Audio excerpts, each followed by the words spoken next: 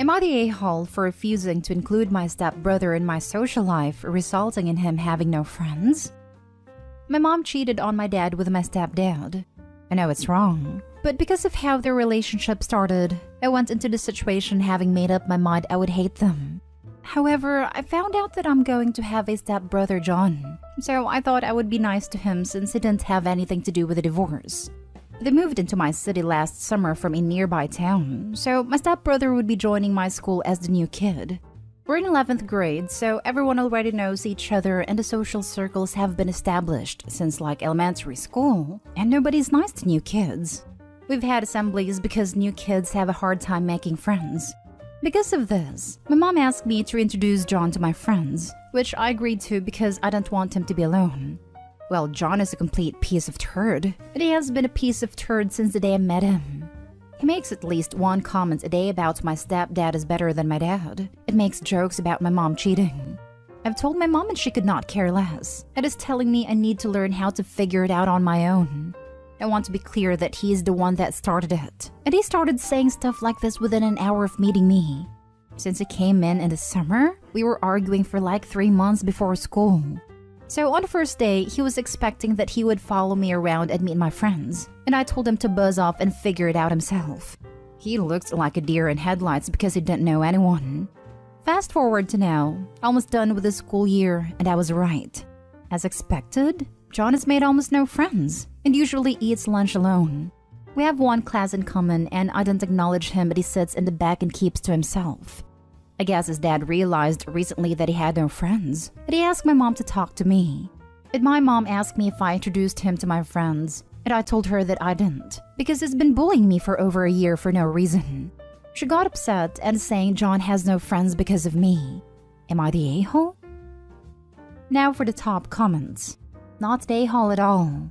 He's what, 17? Surely he is capable of seeking out and making his own friends. Beyond the fact that you owe him nothing because it sounds like a total toolbox. Nah, my school is actually really mean. Kids don't talk to anyone that's not in their clique. Unless you've been in my district since you were a little kid, you're not going to make friends. You'll have classmates you're friendly with at best. We've had assemblies about this because parents of new kids have transferred them before because of stuff like this. I knew from the start that if I left him on his own, he would be alone. What an awful school. Not stay home, but as someone who moved around a lot as a kid, that entire culture sounds so freaking toxic.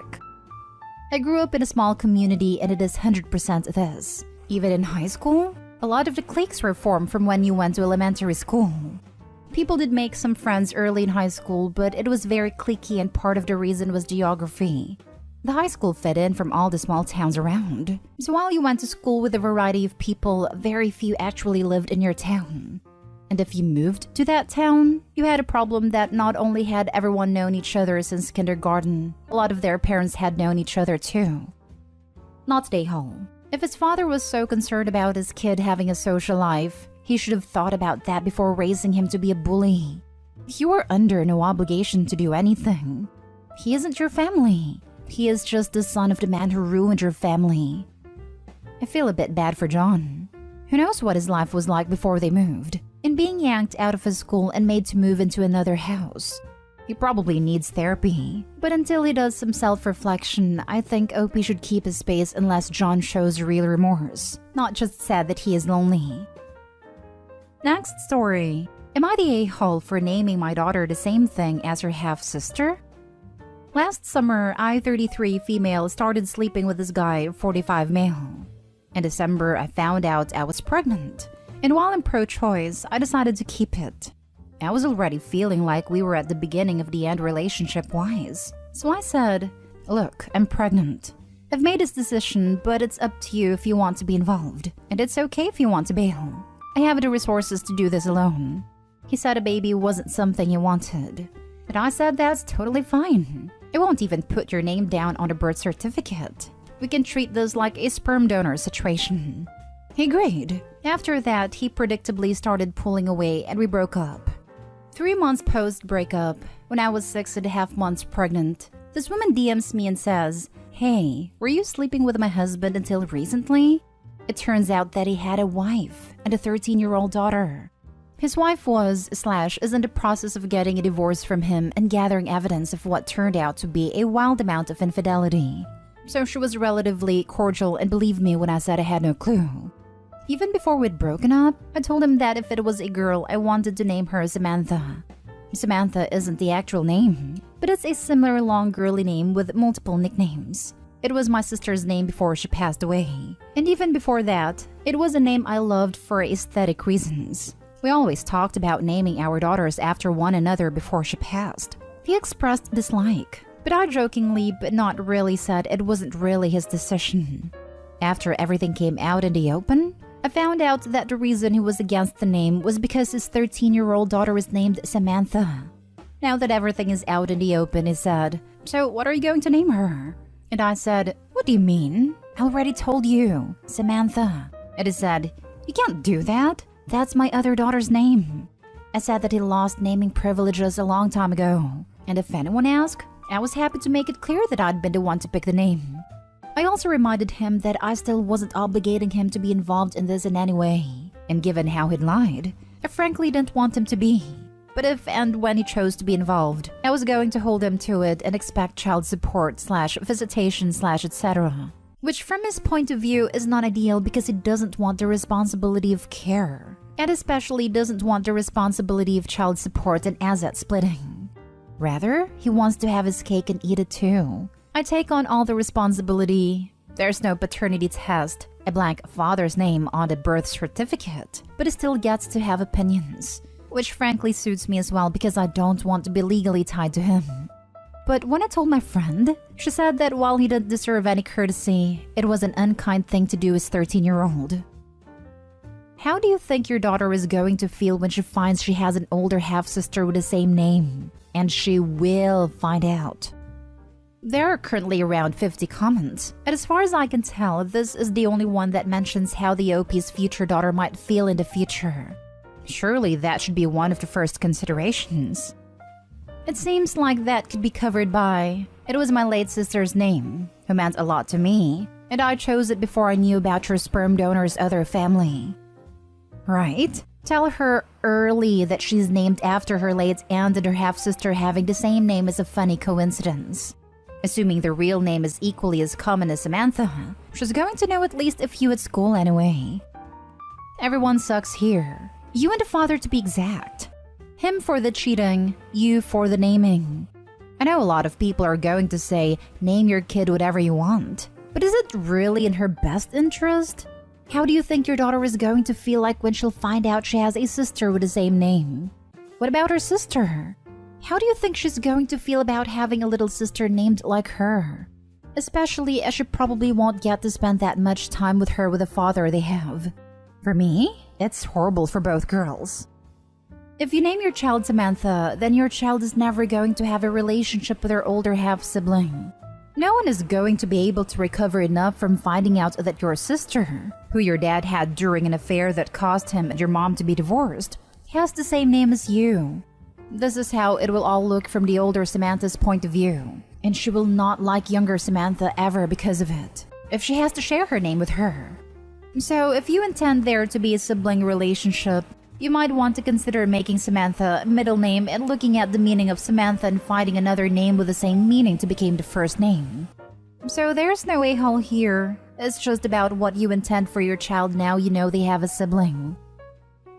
Next story is titled, "Am I the a-hole for skipping my mother's 5th wedding to go to a job interview at AITA?"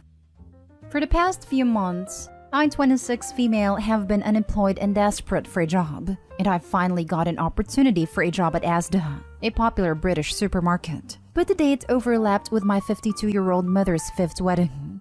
Over the span of my life, my mother has been in over 50 relationships, only 5 lasting more than 2 months.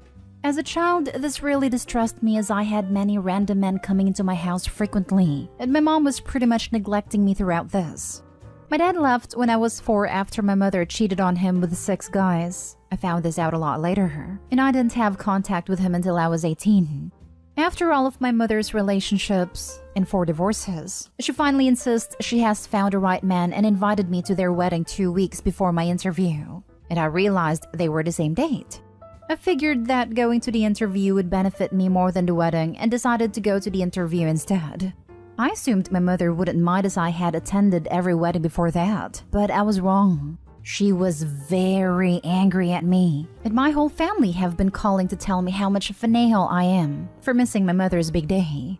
I did get the job though, and now I am financially stable enough to afford rent for my one-bedroom flat, and I do not regret a thing. Am I the a-hole? Not the a-hole.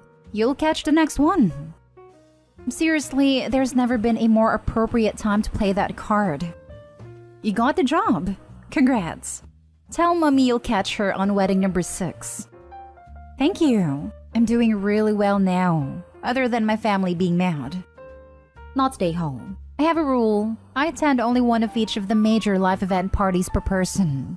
You'll only see me at one of your weddings, one baby shower, one divorce party, one funeral. All others get an RSVP regrets response. Okay, maybe I'd go to a second funeral because you don't see those every day. You'll be at the second funeral like, y'all sure this time? While poking the body. I love all the snarky comments telling her you'll come to her 6th, but if you need an actually productive thing to tell her, apologize for the unavoidable conflict, just to keep the peace, and tell her you'd love to take her out to dinner / make them dinner to celebrate their 1st anniversary next year, either on the date or near it, if they want that date for something special just for them. But set a price limit if you go out. That could get rough. Not stay home for sure. Last story. Am I the a-hole for not letting my child's mother stay with me? Don't want to get too far into the relationship aspect, so I'll bullet point it. Started dating Kara at 16, married at 22.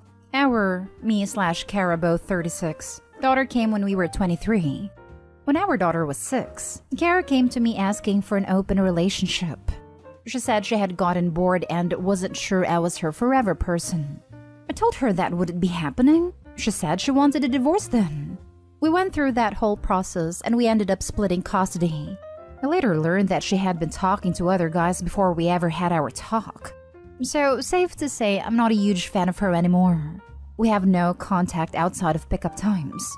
I typically don't ask my daughter questions about my ex unless it's of vital importance. But I did notice about 5 months ago that Kara had changed pickup locations to an apartment complex. I asked my daughter what happened, as I knew Kara had remarried 4-ish years ago, and my daughter told me that the guy kicked her and her mom out after they divorced. I asked what happened, and my daughter told me that her mom found out she was infertile, and the dude divorced her on the spot. I wasn't too worried about the situation as my daughter appeared fine emotionally. Took her to therapy to make sure, and she wasn't complaining about the apartment. So last week, my ex showed up at my door asking if she could talk to me. She said she had no money after her apartment raised rent. She was struggling to provide for our daughter, and her ex took a lot of her money in the divorce. She was probably gonna get evicted at the end of the month. She asked if she could live with me for a few months till she could save up for a place. I told her absolutely not, and that I'd probably go back to the court and seek a custody alteration, because I'm not gonna have my daughter in an unstable environment. My ex told me that won't happen, and she'll fight that in court. I told her she didn't have the money for rent, let alone a lawyer, so maybe she shouldn't fight it and instead work on finding somewhere to live. So my daughter has learned about the situation. I was speaking on the phone to my parents about it, and I think she overheard me. And she's furious at me, saying that we have plenty of space. I have a 5-bedroom house with an in-law suite in the basement. It's a walkout and it has a full kitchen. So my daughter thinks it's cruel I won't let her mom stay in the basement for a few months when we hardly go down there. I told her that wouldn't be happening as her mother has made her own decisions. It is not my responsibility. Also, I didn't say this to my daughter. I've become an attractive option to divorced women. Pool definitely helps. Lol. So I don't want my ex-wife living here because it could look bad to some of the women I hang out with. Kara texted me and offered to pay for utilities and do chores if that would change my mind. My daughter really wants me to help, but I don't feel like it. And I frankly don't really want to help this woman. I like my house situation the way it is. Am I the a-hole? Not the a-hole. But if you don't want to permanently damage your relationship with your daughter, I suggest going to a family therapist to work it out with her in a structured setting. She's 13, if I did the math correctly, and this is an impactful time in her life. If not handled properly, she could resent you for the rest of your life. Therapy isn't a magic wand you can wave to make the daughter feel okay about this. She's perfectly entitled to feel unhappy that her dad won't help her mom. That doesn't mean that Opie should move his ex in if he doesn't want to. Just that he can't wish away his daughter's feelings about that choice. This, 1,000 times this. Therapy has potential, but there are so many obstacles involved in getting proper therapy.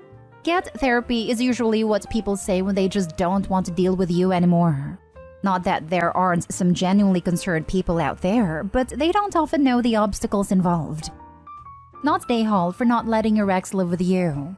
People saying you're the a-hole for this can't conceive of the problems with this. Don't let her move in. However, you're the a-hole for putting your daughter in the middle of this. Don't quiz her about your ex. She's now playing you because you established this possibility by pumping her for info. Agree. If he lets her move in, she'll never leave. The daughter will yell at him for kicking her mom out. Better to get full custody until the mom is able to get her own place and steady income. Not stay whole, but think of helping ex out, for your daughter's sake. Not by letting her move in, but maybe a loan or a gift of money to help her get back on her feet. Once your daughter is 18, wash your hands of it. But consider it while your daughter is young. Bad idea to give ex the money, because she will see Opie as a future bank account whenever she is in a difficult situation of her own making. Opie does not owe his ex a thing. She cheated on him and wanted a divorce. She made her bed and now needs to sleep in it.